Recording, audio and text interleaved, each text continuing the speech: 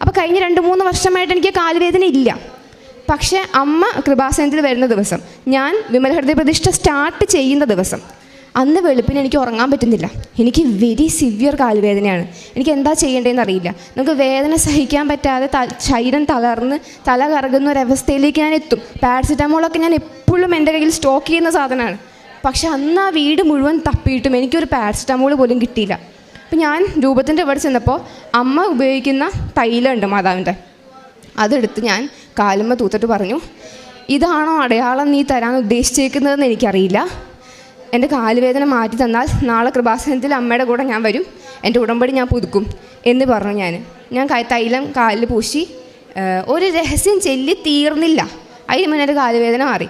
അപ്പോൾ എനിക്ക് മനസ്സിലായി, ഓക്കെ, എന്നെ തിരിച്ചു കൊണ്ടുവരാൻ നല്ല വ്യക്തമായ അടയാളം എനിക്ക് കാണിച്ചു തന്നു. ഞാൻ പെട്ടെന്ന് റെഡിയായി അമ്മയുടെ കൂടെ ഇവിടെ വന്നു, ഉടമ്പടി പുതുക്കി.